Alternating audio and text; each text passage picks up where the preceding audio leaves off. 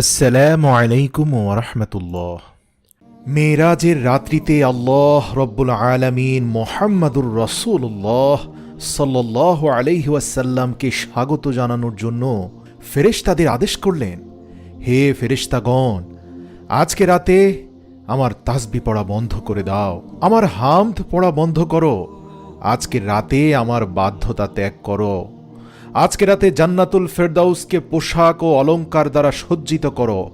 হে জিব্রাইল, আমার এই বার্তাটি মিকাইলকে শুনিয়ে দাও, সে যেন রিজিকের চাবিকে নিজের হাত থেকে নামিয়ে দেয়।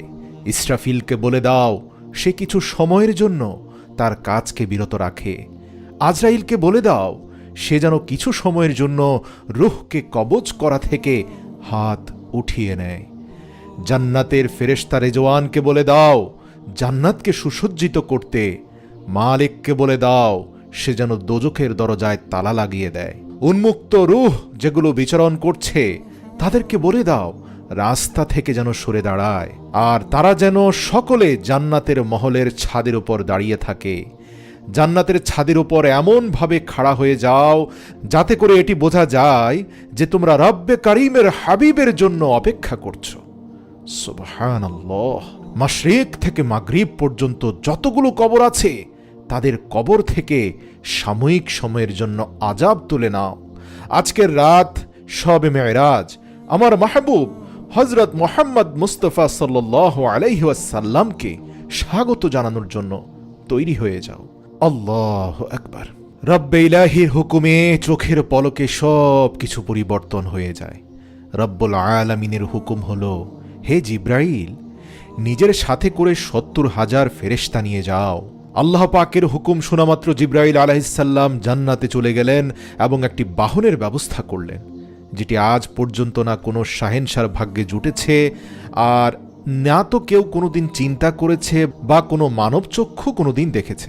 কেউ এই বাহনের সম্পর্কে চিন্তাও করতে পারেনি। আর সেই বাহনের নাম ছিল বোরাক। তাফসিরে রুহুলে বর্ণনা রয়েছে, নবী করিম সাল্লাল্লাহু আলাইহি ওয়াসাল্লাম এর আগে বোরাক সম্পর্কে কোনো ধারণা ছিল না, এমনকি তিনি আরোহণও করেননি। মাহে রজবের ২৭ রাত, আকাশ সম্পূর্ণ পরিষ্কার, বাতাসে এক অদ্ভুত পরিবেশ, চারপাশে সুঘ্রাণ। রাত্রি ধীরে ধীরে নিজের ইচ্ছামতো তার গন্তব্যস্থলে অতিক্রম করে চলছে। নক্ষত্ররা নিজের ইচ্ছামতো খুশিতে ঝলমল করছে। সম্পূর্ণ পৃথিবী নিস্তব্ধ, চুপচাপ হয়ে গিয়েছিল। এমন সময় একটি আসমানি দুনিয়ার দরজা খুলে গেল, আর ঠিক সেই সময় হযরত জিব্রাইল আলাইহিসসালাম তার বিশাল নুরানি ফেরেশতা বাহিনী নিয়ে বোরাক সমেত রাসূল সাল্লাল্লাহু আলাইহি ওয়াসাল্লামের সামনে উপস্থিত হলেন। জিব্রাইল উপস্থিত হয়ে কোনো কথা না বলে সোজা দাঁড়িয়ে থাকলেন, কারণ হাবিব আল্লাহ চোখ বন্ধ করে হৃদয়কে প্রশান্তি দিয়ে আরাম করছিলেন। হযরত জিব্রাইল আলাইহিসসালাম হাত বেঁধে দীর্ঘক্ষণ দাঁড়িয়েছিলেন আর ভাবছেন, যদি শব্দ করে তাকে জাগ্রত করি তাহলে হাবিব আল্লাহর সাথে বেয়াদবি হয়ে যাবে। তিনি চিন্তা করছিলেন, রাসূল সাল্লাল্লাহু আলাইহি ওয়াসাল্লামকে তিনি জাগ্রত করবেন কিভাবে।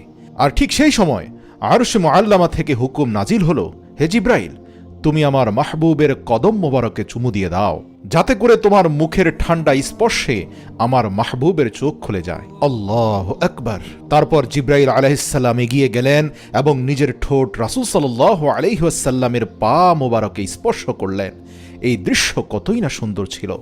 যখন জিব্রাইল আলাইহিসসালাম মুহাম্মদ মুস্তাফা সাল্লাল্লাহু আলাইহি ওয়াসাল্লামের কদমে চুমু দিলেন, হযরত জিব্রাইল আলাইহিসসালামের ঠোঁটের স্পর্শ পেয়ে নবী মুহাম্মদুর রাসূলুল্লাহ সাল্লাল্লাহু আলাইহি ওয়াসাল্লাম জাগ্রত হলেন আর বললেন, হে জিব্রাইল, কি মনে করে এসেছো?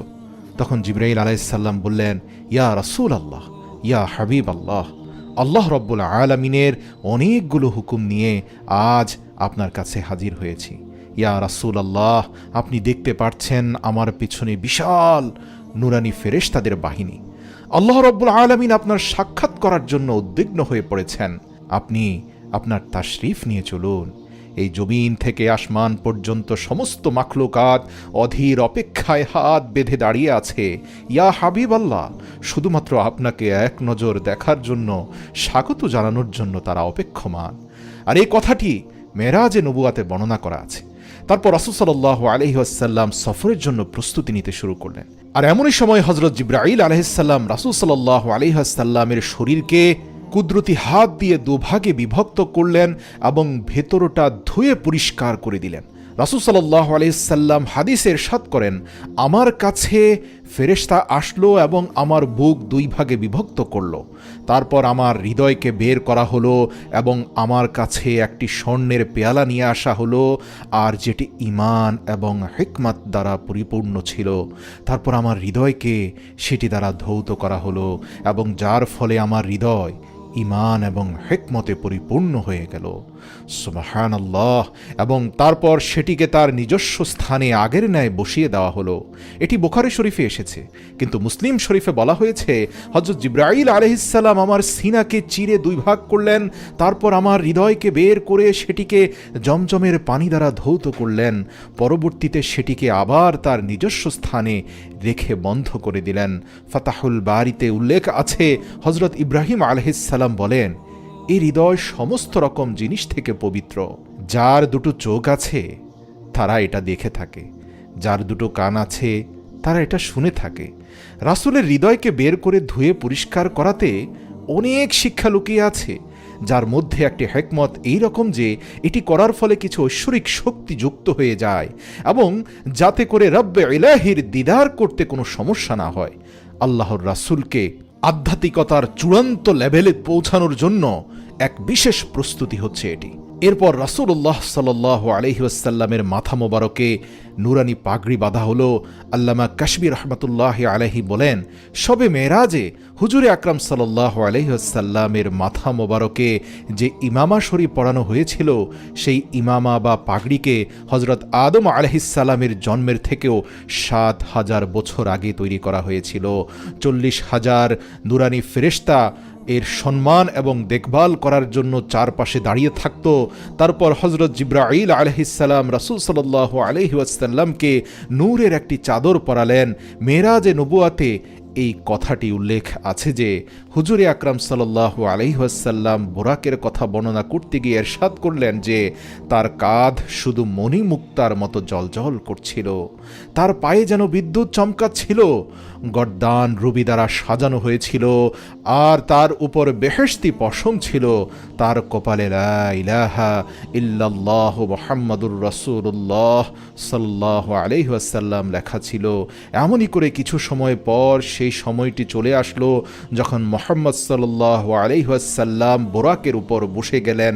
হযরত জিবরাইল আলাইহিস সালাম শক্ত করে ধরলেন, মিকাইল আলাইহিস সালাম লাগাম ধরলেন, আর হযরত ইসরাফিল আলাইহিস সালাম রাহবার হয়ে রাস্তা প্রদর্শন করলেন। হযরত ইমাম কাশবী রাহমাতুল্লাহি আলাইহি ইরশাদ করেন যে মেরাজের রাতে ৮০,০০০ নুরানি ফেরেশতা হুজুর সাল্লাল্লাহু আলাইহি ওয়াসাল্লামের ডান দিকে এবং ৮০,০০০ ফেরেশতা বাঁ দিকে ছিল। আর এই সমস্ত ফেরেশতাদের দুরুদ ও সালাম দ্বারা সমস্ত আকাশ মুখরিত হয়ে উঠল। আর এই উচ্চ ধ্বনি দুরুদ এবং সালামের মধ্য দিয়ে হুজুরে আকরাম সাল্লাল্লাহু আলাইহি ওয়াসাল্লাম মেরাজের সফর শুরু করলেন। এই ঘটনাকে কোরআনুল কারিমে আল্লাহ রাব্বুল আলামিন কিছুটা এমনভাবে উল্লেখ করেছেন যে তিনি পবিত্র আল্লাহ, যিনি তার প্রিয় বান্দা আর হাবিবকে রাত্রি ভ্রমণ করিয়েছেন মসজিদুল হারাম থেকে মসজিদুল আকসা পর্যন্ত, যার আশপাশ আমি বরকতময় করেছি যাতে আমি তাকে আমার নিদর্শনসমূহ দেখাতে পারি। নিশ্চয়ই তিনি সর্বশ্রোতা সর্বদ্রষ্টা। সূরা বনী ইসরাঈল আয়াত নম্বর ১। সুবহানাল্লাহ।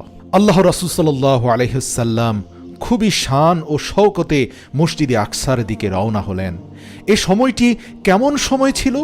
যখন সব দিক থেকে শুধু আলো আর আলো বইছিল। বাহন বোরাক আলোকিত, আরোহী আলোকিত, বরযাত্রীরাও আলোকিত, মেজবান আলোকিত, মেহমান আলোকিত, আলোকিত চারপাশ। পাহাড় পর্বত মরুভূমিকে অতিক্রম করে এক আলোর খেলা চলছে আকাশে। সুবহানাল্লাহ। হযরত জিবরাইল আলাইহিস সালাম বললেন, ইয়া রাসূলুল্লাহ, আপনি এখানে নেমে ২ রাকাত নফল নামাজ পড়ে নিন। এটি আপনার হিজরতের স্থান মদিনায়ে তাইয়্যিবা। নফল নামাজ আদায় করার পর পুনরায় সফর শুরু হলো। রাস্তাতে একটি জায়গার সামনে আসলো আর যেখানে হযরত মূসা আলাইহিস সালামের কবর। হুজুর আকরাম সাল্লাল্লাহু আলাইহি ওয়াসাল্লাম এই অবস্থাতে ইরশাদ করেছেন, মেরাজের রাত্রিতে আমি যখন সফরে ছিলাম তখন দেখলাম একটি স্থানে মূসা আলাইহিস সালামের কবর এবং তিনি তার কবরে দাঁড়িয়ে নামাজ আদায় করছিলেন। তারপর দেখতে দেখতে বাইতুল মুকাদ্দাসে চলে আসলো, আর সেখানে একটি দীর্ঘ লাইন আমাকে সালাম দেওয়ার জন্য দাঁড়িয়েছিল। সুবহানাল্লাহ। আরও একটি লাইন দাঁড়িয়ে আছে আমাকে স্বাগত জানানোর জন্য, আর মোটামুটি 1,24,000 আম্বিয়া আমার সাক্ষাতের জন্য উদ্বিগ্ন হয়ে দাঁড়িয়ে আছে। এরপর রাসূল সাল্লাল্লাহু আলাইহি ওয়াসাল্লাম সেই জায়গায় তাশরিফ নিয়ে গেলেন, যেটিকে বাবে মুহাম্মাদুর রাসূলুল্লাহ সাল্লাল্লাহু আলাইহি ওয়াসাল্লাম বলা হয়ে থাকে। হযরত জিবরাইল আলাইহিস সালাম একটি পাথরের কাছে আসলেন। এরপর হযরত জিবরাইল আলাইহিস সালাম সেই পাথরের উপরে আঙ্গুল দিয়ে একটি ছিদ্র করে দিলেন, আর সেই বোরাককে সেখানেই বেঁধে রাখলেন। আর এটি তাফসির ইবনে কাসিরে উল্লেখ করা হয়েছে। এরপর রাসূল সাল্লাল্লাহু আলাইহি ওয়াসাল্লাম মসজিদুল আকসাতে প্রবেশ করলেন, আর সেই পুরো স্থান জুড়ে শুধুমাত্র আলো চমকাচ্ছিল। সকল নবী রাসূলরা রাসূল সাল্লাল্লাহু আলাইহি ওয়াসাল্লামকে সম্মানসূচক সালাম দিতে থাকলেন, আর হযরত জিবরাইল আলাইহিস সালাম আজান দিচ্ছিলেন। সমস্ত আম্বিয়া রাসূলগণ তার শানে দাঁড়িয়েছিলেন। যখন কাতার ঠিক হয়ে গেল, তখন রাসূল সাল্লাল্লাহু আলাইহি ওয়াসাল্লাম এগিয়ে গিয়ে ইমামতি শুরু করলেন, আর সমস্ত আম্বিয়ায়ে কেরাম রাসূল সাল্লাল্লাহু আলাইহি ওয়াসাল্লামের পেছনে 2 রাকাত নামাজ আদায় করলেন। আর এই নামাজ আদায় করার পর মুহাম্মাদুর রাসূলুল্লাহ সাল্লাল্লাহু আলাইহি ওয়াসাল্লাম আনুষ্ঠানিকভাবে ইমামুল মুরসালিন ওয়ান নবিয়্যিন এই উপাধি পেয়ে গেলেন। এ সময় মালাইকা এবং আম্বিয়াগণ সকলে দাঁড়িয়েছিলেন, কেননা বাইতুল মুকাদ্দাসে এমন দৃশ্য তারা আর কখনো দেখেনি। আর সেখান থেকে উঠতে শুরু করল মহত্ব আর উচ্চতার পতাকা। তারপর আরও একবার দুরুদ সালামে প্রতিধ্বনি হয়ে আকাশ কেঁপে উঠল, নূরে নূরান্বিত চারপাশ। ঠিক এই সময় রাসূল সাল্লাল্লাহু আলাইহি ওয়াসাল্লাম নিজের ভাষায় বলেন, আমি যে বাহনে ছিলাম তার নাম বোরাক। এই বোরাকের গতি সম্পর্কে শুধু এতটুকুই বলবো, চোখের পলকের শেষ বিন্দুতে এই বোরাকের প্রথম পা ছিল। আল্লাহু আকবার। তারপর সঙ্গে সঙ্গে প্রথম আসমান চলে আসলো। হযরত জিবরাইল আলাইহিস সালাম দরজা খটখট করলেন। প্রথম দরজার দারোয়ান জিজ্ঞেস করলেন, কে? ওপার থেকে জিবরাইল জবাব দিলেন, আমি জিবরাইল। তখন দারোয়ান জিজ্ঞেস করলেন, কিন্তু তোমার সঙ্গে কে? হযরত জিবরাইল আলাইহিস সালাম বললেন, মুহাম্মদ মুস্তাফা সাল্লাল্লাহু আলাইহি ওয়াসাল্লাম। তখন দারোয়ান বললেন, মারহাবা। এরপর দরজা খোলা হলো এবং আসমান হুজুর সাল্লাল্লাহু আলাইহি ওয়াসাল্লামকে স্বাগত জানালো।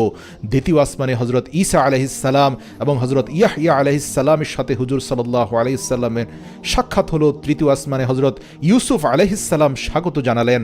চতুর্থ আসমানে হযরত ইদ্রিস আলাইহিস সালাম, পঞ্চম আসমানে হযরত হারুন আলাইহিস সালাম, ষষ্ঠ আসমানে হযরত মূসা আলাইহিস সালাম এবং সপ্তম আসমানে আল্লাহর বন্ধু এবং মুসলিম জাতির পিতা ইব্রাহিম খলিলুল্লাহ এর সাথে দেখা হলো এবং তিনি মুহাম্মদ সাল্লাল্লাহু আলাইহি ওয়াসাল্লামকে স্বাগত জানালেন।